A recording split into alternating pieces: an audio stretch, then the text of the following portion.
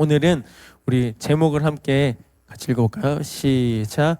공동체를 세우려면, 아멘. 우리 공동체를 세우려면이란 제목으로 오늘 느헤미야 5장의 말씀을 함께 나누도록 하겠습니다. 제가 이제 저 쉐이커스라는 집회에 가서 이제 기도를 너무 열심히 하다 보니까 목이 나가가지고 그냥 기도원 왔다 생각하시고 약간 삑사리가 나더라도 이해해 주시면 감사하겠습니다. 오늘 느헤미야 네, 이해해 주시길 바랍니다. 느헤미야 5장의 말씀은 특별히 너무나 재밌게 4장에서 우리가 성벽을 계속 짓고 있었습니다. 우리가 지난주에 4장에서 어디까지 건축했었죠? 이제 모든 성벽이 연결되고 중간 높이까지 세워졌다고 지난주에 배웠습니다. 우리 느헤미야 4장에 그렇게 재건이 있었고 많은 방해 속에서도 그렇게 재건된 모습을 봅니다. 앞으로 6장에서도 또 재건되는 모습이 나오는데 오늘 5장에서는 성벽이 재건되는 이야기가 나오지 않습니다. 그러나 그 중간에 5장에서 성벽을 짓는 일을 잠시 멈추고 있는 그런 상황을 보게 됩니다. 그러면서 다시 한번 느헤미야가 보여주는 건 그 성벽을 재건하는 일보다 공동체를 세우는 일이 더 중요한 것을 오늘 말씀을 통하여 보여주고 있습니다. 우리가 지난주에 이제 외부로부터 오는 공격을 배웠습니다. 그래서 외부로부터 공격이 있을 때에 외부로부터 이제 유혹과 핍박과 이런 방해가 있을 때에 우리가 그것을 어떻게 이겨야 되는지 우리가 세 가지로 함께 나눠보았습니다. 첫 번째는 우리가 하고 있는 일이 하나님의 일이라는 것을 확신하면서 이게 나의 일, 내가 이루어야 되고 내가 성취해야 될 일이 아니라 하나님이 하실 거고 하나님이 하셨고 하나님이 앞으로 모든 것을 통치하실 하나님의 일이라는 것을 우리가 확신하며 하나님께 맡기는 것이 중요하다고 첫 번째 배웠고, 두 번째는 그런 방해와 공격 속에서도 우리의 마음을 지키는 게 중요하다고 배웠습니다. 그래서 우리가 다른 것보다 지켜야 될 그 많은 것보다 우리의 마음을 지키고 우리가 마음으로 함께하는 것이 중요하다라고 또한 배웠습니다. 그리고 마지막 세 번째는 모든 상황 가운데 그들이 막 죽이려고 하는 위험과 공포 가운데서도 그것을 두려워하는 것이 아니라 크고 두려우신 하나님을 바라봐야 된다는 말씀처럼 하나님의 크심, 우리 삶에 역사하신 하나님, 우리가 두려워하는 그 어떤 것보다 뭐 돈이 두려울 수도 있고 관계가 두려울 수도 있고 그 어떤 나에게 주어진 어떤 상황이 두려운 것보다 더 크고 두려우신 하나님이 계시다는 그 크신 하나님을 회복할 때에 우리는 영적인 공격과 방해를 능히 이길 수 있다고 함께 배웠습니다. 그런데 재밌게도 성경에 많은 외부로부터 오는 공격과 외부로부터 오는 방해가 공동체를 분열시키고 해체할 수는 없었습니다. 그러나 오늘 말씀을 보면 공동체가 조금씩 분열하고 공동체가 깨져가는 모습을 보게 됩니다. 그 이유는 무엇입니까? 바로 내부의 갈등이 일어났기 때문입니다. 느헤미야가 하고 싶었던 건 성벽을 짓는 일이 아니라 그 성벽을 지음으로 공동체, 하나님 원하시는 건강한 공동체를 세우는 것이 그들의 목적이었다고 말씀드렸었습니다. 그런 가운데 지금 성벽은 어느 정도 재건되고 있지만 공동체가 흩어지고 무너지고 분열되고 있는 상황 가운데 느헤미야가 어떻게 말씀을 통하여 공동체를 세우고 있는지 우리 오늘도 세 가지를 통해서 한번 살펴보겠습니다. 공동체를 세우려면 첫 번째입니다. 같이 읽어보겠습니다. 공동체를 세우려면 첫 번째입니다. 시작. 한 공동체라는 정신을 회복해야 합니다. 아멘. 느헤미야 5장 1절부터 5절의 말씀을 쭉 보면 유다 사람들 사이에 내부적인 큰 문제가 발생하고 있는 것을 보게 됩니다.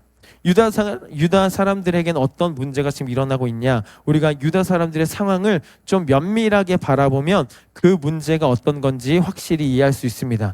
지금 느헤미야가 진행하고 있는 성벽 건축의 상황을 느헤미야 4장 말미에 21절부터 23절에 이렇게 기록되고 있습니다. 같이 한번 읽어보겠습니다. 4장 21절부터 23절입니다. 읽어보겠습니다. 시작. 우리가 이같이 공사하는데 무리의 절반은 동틀 때부터 별이 나기까지 창을 잡았으며 그때 내가 또 백성에게 말하기를 사람마다 그 종자와 함께 예루살렘 안에서 잘지니 밤에는 우리를 위하여 파수하겠고 낮에는 일하리라 하고 나나 내 형제들이나 종자들이나 나를 따라 파수하는 사람들이나 우리가 다 우리의 옷을 벗지 아니하였으며 물을 기르러 갈 때에도 각각 병기를 잡았느니라. 아멘. 지금 이게 우리가 읽었던 5장 앞에 나오는 지금 유다 사람들의 상황이었습니다. 그 산발락과 도비아가 이제 진짜 칼과 위협으로 죽이려고 하니까 이제 유다 사람들이 성벽을 짓는 일을 그치지 않기 위해서 어떻게 합니까?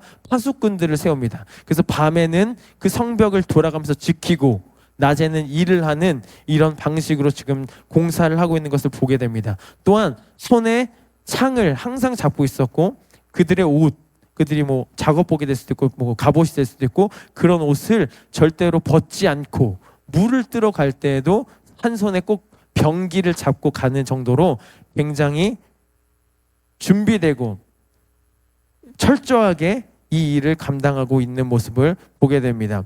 그들이 힘겹게 성벽을 재건하고 있었고 또한 이 공격에도 철저하게 대비하며 하나님 성벽 재건이라는 대의를 힘있게 아주 그러면서 힘겹게 지켜내고 있는 유다 사람들의 모습을 보게 됩니다. 이렇게 하나님의 대의, 하나님의 큰 일을 열심히 이루고 있는데 그때에 발생하는 상황이 있습니다. 그것은 오늘 말씀을 보니까 흉년이 찾아왔다고 이야기하고 있습니다. 그렇게 하나님의 일을 열심히 하고 있는데 흉년이 찾아왔습니다. 흉년이 찾아왔을 때 어떤 일이 발생하였습니까? 사람들이 어떻게 했냐면 흉년 중에서 미워했던 사람들, 땅이 많은 사람들이 가난한 사람들에게 돈을 꿔주고 양식도 꿔주고 포도주와 기름 이런 등등을 꾸어 주었다고 기록되어 있습니다. 그런데 꾸어준 게 문제가 아니라 뭐가 문제였죠?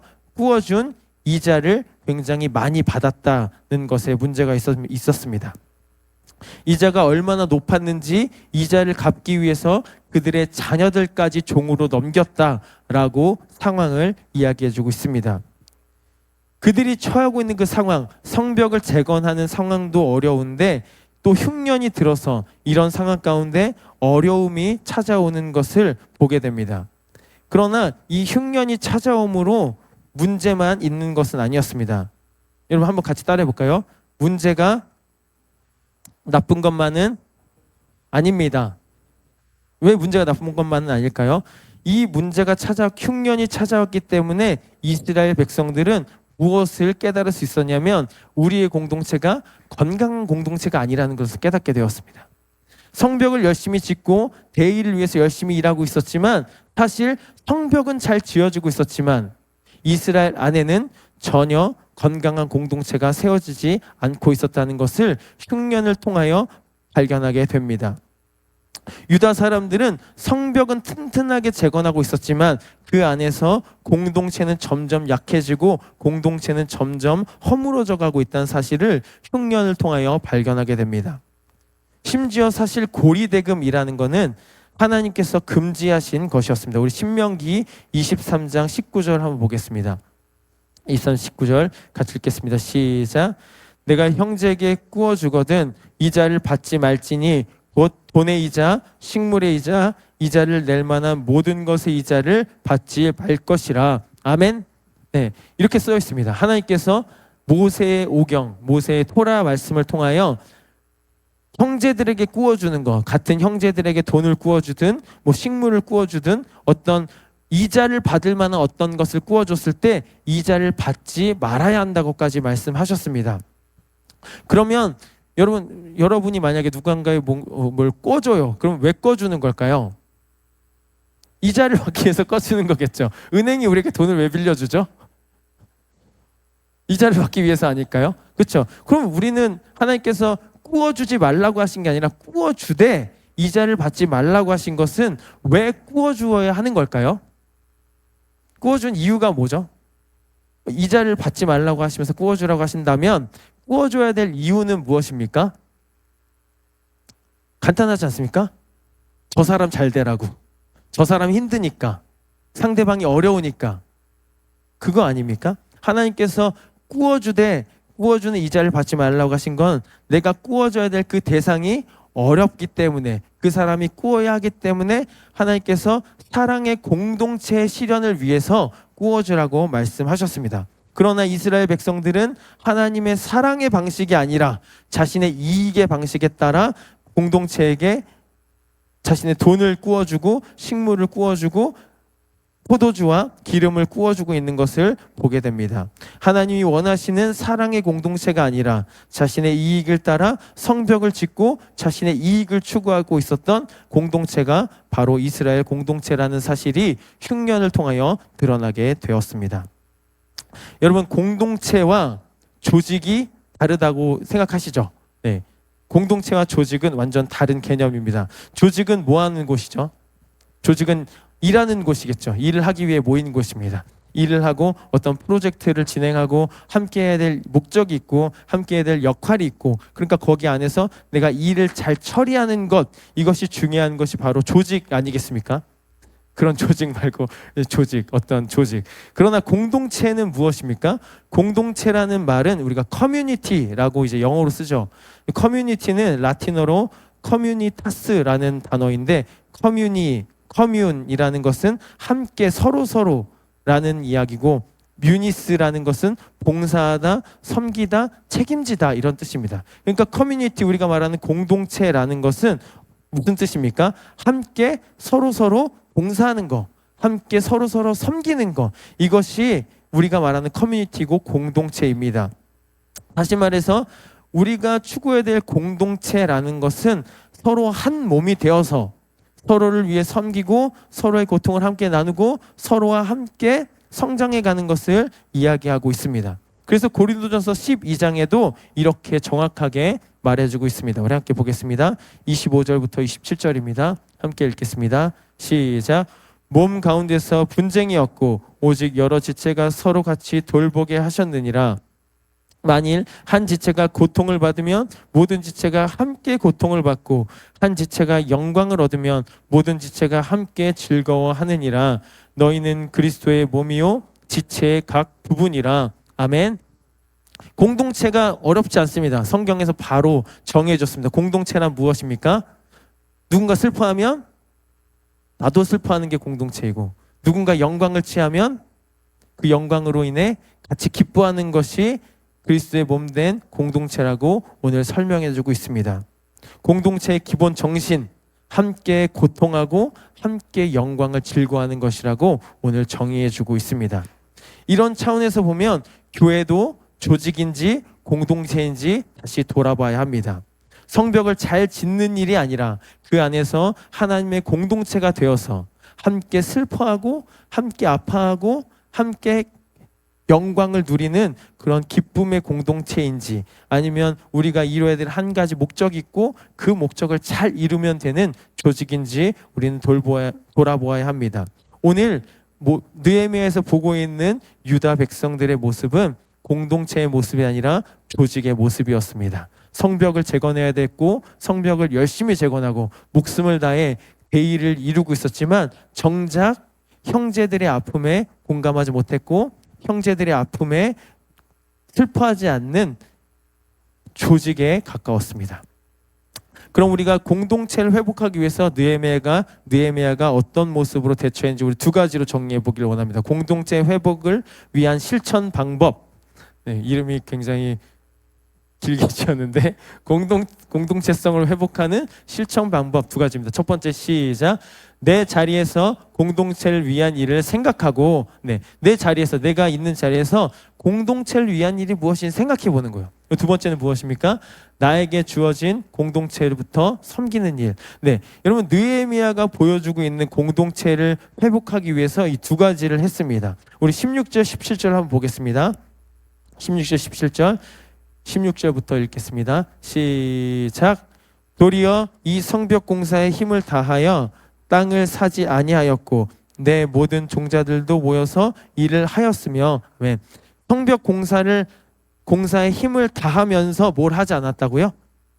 땅은 사지 않았대요. 땅을 갑자기 왜 땅 사지 않은 이야기를 했을까요? 느헤미야가 땅을 사는 게 과연 공동체를 위하는 일일까, 그걸 고민했다는 거예요. 땅을 사는 게 나쁜 일인가요? 다 땅 사셔야 됩니다. 목사님 항상 땅의 중요성을 이야기하시는데, 땅을 사는 거가 나쁜 일이 아닌데 지금 이 성벽을 짓는 일이 너무나 중요한 일이었고 이게 너무 힘든 일이었고 또 사람들의 삶이 녹록지 않았기 때문에 느헤미야가 생각할 때 땅을 사는 일이 공동체에게 덕이 되지 않는다고 생각했습니다. 그래서 첫 번째 뭐라고 했죠? 내 자리에서 공동체를 위해서 해야 될 일이 무엇인지 생각한다는 거. 그러니까 우리가 다 할 수 있죠. 모든 걸 할 수 있지만 그 안에서 내가 있는 자리의 특수성, 우리 공동체의 특수성을 생각해 봤을 때 내가 하는 이 일이 과연 공동체를 살리는 일인지 공동체에게 피해가 되는 일인지 우리가 한 번쯤 생각해 보는 것이 공동체성을 회복하는 실천 방법이라는 거예요. 두 번째입니다. 17절 읽겠습니다. 17절. 그리고 느헤미야가 어떻게 했냐면 같이 읽겠습니다. 또 내 상에는 유다 사람들과 민장들 150명이 있고 그 외에도 우리 주위에 있는 이방 족속들 중에서 우리에게 나아온 자들이 있었는데 또 내 상에 밥을 항상 먹을 때 이제 상을 150인분을 차렸다고 해요. 그러니까 뭐 소도 잡고 뭐 많은 양도 잡고 이렇게 막 잡아서 많은 사람들 불렀는데 나에게 나오는 그 사람들과 음식을 나눴다고 이야기합니다. 사실 유다 공동체는 뭐 우리가 그때 배웠듯이 뭐 10만 명이 넘는 공동체가 이미 거기 있지만 우리가 할 수 있는 일, 우리가 그 모든 공동체를 우리가 다 섬길 수는 없잖아요. 그렇지만 나에게 나오는 자들을 내가 먹였다. 내 상에서 유다 사람들, 이방인들, 나에게 나오는 모든 사람들을 내가 먹였다라고 느헤미야가 이야기해 주고 있다는 겁니다. 공동체성을 회복하는 실천 방법 두 번째는 바로 나에게 주어진 공동체부터 섬기는 거예요. 내가 한 번에 모든 공동체를 회복시키고 모든 공동체를 하나로 만들 수 없지만 하나님께서 나에게 나오게 하신 자들, 나에게 붙여주신 사람들, 나에게 오늘도 함께하게 하신 그 공동체를 섬기는 작은 일, 그 일부터 실천하는 것이 공동체 회복을 가져오는 실천 방법인 줄 믿습니다. 그래서 오늘 우리 삶 가운데 내 자리에서 우리가 공동체를 위해서 해야 될 일이 무엇인지 생각하고 나에게 주어진 공동체를 한 번 더 돌아보며 함께 슬퍼하고 함께 기뻐하는 저와 여러분 되시길 소망합니다. 이것이 공동체를 세웠던 느헤미야의 첫 번째 행동이었습니다. 우리가 한 공동체라는 걸 생각하고 나의 행동이, 나의 이 일들이 공동체를 살리는 일인지 아니면 공동체에 해가 되는 일인지 다시 한번 기억하며 나를 통해서 이 공동체가 회복되고 공동체와 함께 슬퍼하고 함께 기뻐하는 그런 영광을 누리는 공동체로 나아가길 소망합니다. 두 번째입니다. 공동체를 세우는 두 번째 일은 같이 읽겠습니다. 시작. 감정으로 하지 말고 지혜로 해야 합니다. 아멘. 오늘 이 일을 듣고 느헤미야가 5장 6절 7절에 이렇게 기록하고 있습니다. 함께 읽어보겠습니다. 시작.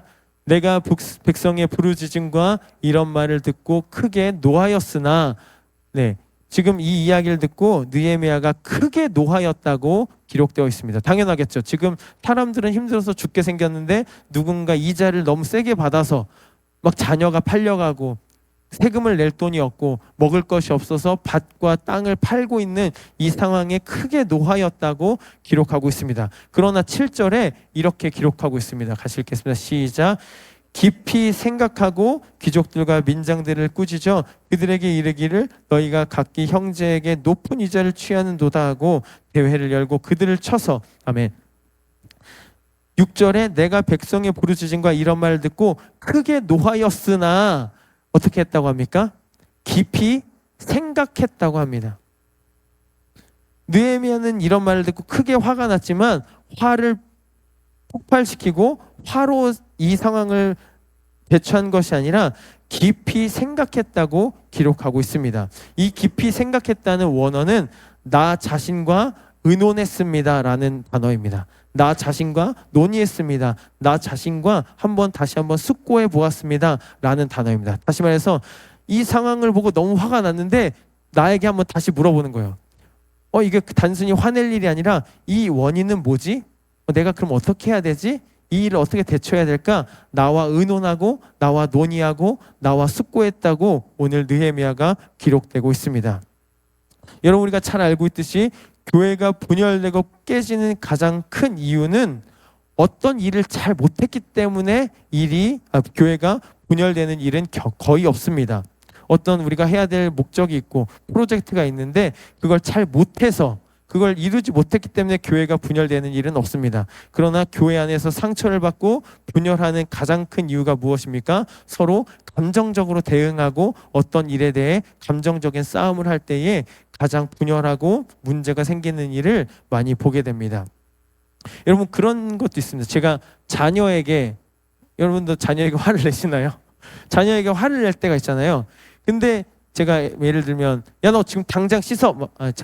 잘 씻지만 당장 씻어. 그러면 막 씻을까요? 안 씻을까요? 당장 씻어 하면 씻을까요? 안 씻을까요? 잘 안 씻어요. 잘 안 씻어요. 왜 안 씻는지 모르겠는데, 잘 씻지만, 잘 안 씻는지 모르겠지만, 당장 씻었을 때 이 아이가 내 말을 잘 듣지 않아요. 그리고 항상 이렇게 조금 있다라고 해요. 조금 있다. 그럼 제가 어떻게, 마음이 어떨까요? 화가 나요. 당장 씻어야지. 지금 들어온 지 뭐 1시간이 넘었는데 아직도 안 씻고 화가 나요.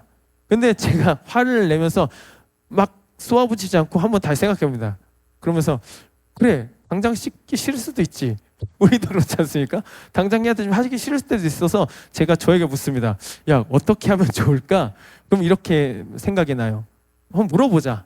그럼 너 언제 씻을 건데? 이러면 어떻게 하냐면, 나 30분 뒤에 씻을 거야 라는 계획이 항상 있어요. 아이들은. 그렇죠? 여러분도 다 계획이, 부모님의 이야기에 대한 계획이 다 있으시잖아요. 제 아이가 항상, 나는 정확히 알람을 맞춰놓고 30분 뒤에 씻을 거야. 그러고 기다려줍니다. 그럼 어떻게 할까요? 씻어요. 여러분, 제가 돌아보니까요, 제가 화를 내는 가장 큰 이유는 내 맘대로 안 돼서 그런 거예요. 네. 그러니까 걔가 안 해서가 아니라 지금 내가 원하는 때에 내가 원하는 방법으로 아이가 움직여줘야 되는데 그렇지 않기 때문에 내가 화를 막 내는 거예요. 그럴 때 우리가 어떻게 해야 됩니까? 화를 내서는 안 되고 다시 한번 생각해 봐야 돼요. 내가 지금 이렇게 화가 나는 게 맞나? 내가 화를 내는 게 옳은가? 교회에서도 똑같습니다. 교회도 아까도 얘기했지만 사람들이 모이는 공간이고 사람과 사람이 모일 때에 문제가 어떻게 안 생길 수 있겠습니까? 감정이 상할 때도 있고 마음의 상처를 입을 때도 있고 마음이 다칠 때도 있지만 그럴 때 우리가 감정적으로 이 문제를 풀어서는 안 됩니다. 그리고 어떻게 해야 됩니까? 깊이 생각해 보아야 합니다. 나에게 한번 의논해 보는 거예요. 나랑 이 문제가 어떤 문제지? 내가 왜 화가 나지? 내가 왜 기분이 나쁘지? 이 관계를 어떻게 풀어야 하지? 다시 한번 고민해 봤다는 것을 오늘 느헤미야가 보여주고 있습니다. 여러분, 링컨 대통령 아십니까? 미국의, 우리가 너무 잘 아시죠? 미국의 링컨 대통령이 어떤 장군이 전쟁 중에 실수를 해서 큰 피해를 입었을 때 했던 방식이 있다고 합니다. 편지를 막 썼다고 해요. 장군에게 보낼 편지를 막 썼다고 합니다. 그런데 편지를 다 쓰고 나서 서랍에 넣어 놓는다고 합니다. 그리고 하루를 보내요. 그리고 다시 꺼내서 읽어봅니다. 읽어보면 이 편지를 보내도 될지 보내면 안 될지를 다시 한번 생각해 봤다고 해요. 내가 이게 감정적으로 쏘아붙인 이야기인지 아니면 진짜 이 상황 가운데 보내야 될 이야기인지 다시 한번 점검해 봤다고 합니다. 그리고 실제로 보내진 편지는 거의 없다고 합니다. 그래서 이 편지를 핫 레터, 이제 뜨거운 편지, 내 감정이 잔뜩 들어간 핫 레터라고 부르면서 찢은 편지들이 대부분이었다고 합니다. 여러분, 이게 지혜가 아니겠습니까? 잠언 15장 28절에 이렇게 지혜를 이야기해주고 있습니다. 같이 이렇게 시작. 의인의 마음은 대답한 말을 깊이 생각하여도 악인의 입은 악을 쏟느니라. 네, 우리의 마음에 깊이 생각하지 않고 우리의 감정에 따라 악을 쏟아내고 분노를 쏟아내고 우리의 감정을 쏟아내는 것, 이것이 바로 하나님 보실 때 악한 자의 모습이라고 오늘 잠언은 기록하고 있습니다. 우리 입에서 감정적인 말들이 쏟아나오지 않길 소망합니다. 우리 입에서 감정대로 우리의 감정에 따라 대응하는 것이 아니라 내가 어떤 말로 대답해야 하는지, 내가 어떤 말로 이야기하는지 깊이 생각하며 의논하는, 나 자신과 상의하고 나 자신과 논의하고 나 자신과 신중히 숙고하는 저와 여러분 되시길 소망합니다. 그래서 우리의 삶의 감정이 태도가 되지 않기를 소망합니다. 여러분, 감정이 태도가 되어서는 안 돼요. 감정은 감정적인 행동이 아니라 우리 삶에 나와 의논한, 나와 상의한, 나와 숙고한 그런 생각이 우리의 행동으로 나타나기를 소망합니다. 두 번째였습니다. 모든 상황 가운데 감정적으로 싸우는 것이 아니라 이 공동체 안에서 다시 한번 생각해보고 다시 한번 고민해보며 지혜롭게 대처하는 그 행동이 바로 공동체를 세우는 두 번째 방법이었습니다. 마지막 세 번째 방법입니다. 공동체를 세우는 마지막 세 번째 방법. 함께 읽겠습니다. 시작. 내가 먼저 살아내야 합니다. 아멘. 마지막 세 번째 느헤미야가 보여준 방법은 먼저 살아내는 방법이었습니다. 오늘 말씀의 1절부터 19절 말씀 중에 13절까지의 말씀은 그 당시의 말씀이었어요. 우리가 잘 알고 있지만 성전이 52일 만에 재건됐잖아요. 그러면 오늘 말씀은 반 정도 재건됐으니까 한 26일, 한 보름 한 달 정도의 일을 기록하고 있습니다. 그런데 14절부터 19절은 그 이후에 느헤미야가 12년간 통치하는 기간에 자기가 어떻게 했는지를 기록하고 있습니다. 그러니까 그 이후의 일을 자신이 회고하면서 적은 이야기입니다. 우리 14절부터 한번 읽어보겠습니다. 시작. 또한 유다 땅 총독으로 세움을 받을 때 곧 아닥사스다 왕 제20년부터 제32년까지 12년 동안은 나와 내 형제들이 총독의 녹을 먹지 아니하였느니라. 나보다 먼저 있었던 총독들은 백성에게서 양식과 포도주와 또 은 40세겔을 그들에게서 빼앗았고 또한 그들의 종자들도 백성을 압제하였으나 나는 하나님을 경외함으로 이같이 행하지 아니하고 도리어 이 성벽 공사에 힘을 다하며 땅을 사지 아니하였고 내 모든 종자들도 모여서 일을 하였으며 또 내 상에는 유다 사람들과 민장들 150명이 있고 그 외에도 우리 주위에 있는 이방 족속들 중에서도 우리에게 나온 자들이 있었는데 매일 나를 위하여 소 한 마리와 살찐 양 6마리를 준비하며 닭도 많이 준비하고 열흘에 한 번씩은 각종 포도주를 갖추었나니 비록 이같이 하였을지라도 내가 총독의 녹을 요구하지 아니하였음은 이 백성의 부역이 중함이었더라. 내 하나님이여 내가 이 백성을 위하여 행한 모든 일을 기억하사 내게 은혜를 베푸시옵소서. 아멘. 지금 아까도 얘기했지만 느헤미야가 유다의 총독이 되고 한 달 만에 이 말을 선포합니다. 우리가 노역이 심하고 어려움을 당하는 백성들을 위해서 이자를 받지 말고 그들에게 어려움을 전가하지 말자 선포합니다. 그리고 몇 년간 이 이야기를 지켜나갑니까? 12년이란 세월을 한결같이 자신과 맺었던 그 약속에 따라 12년이라는 모든 기간을 다 삶으로 증명해냈다고 오늘 기록하고 있습니다. 그가 이렇게 했던 이유는 자신의 말과 자신이 공동체에 세우겠다고 선언했던 이 모든 일이 자신의 삶을 통하여 어떻게 보여지고 어떻게 증거되는지 나타내기 위함이었습니다. 공동체를 세우려면 누군가는 솔선수범해야 합니다. 누군가는 모범을 보여야 합니다. 여러분 어느 날 인터넷을 보다가 아인슈타인 다 아시죠? 아인슈타인에 대한 기사를 보게 됐습니다. 근데 어떤 기사였냐면 아인슈타인 인성 논란이라는 제목의 이제 기사였는데 아인슈타인 인성이 되게 안 좋았다고 해요. 들으셨죠? 네, 인성이 되게 안 좋았대요.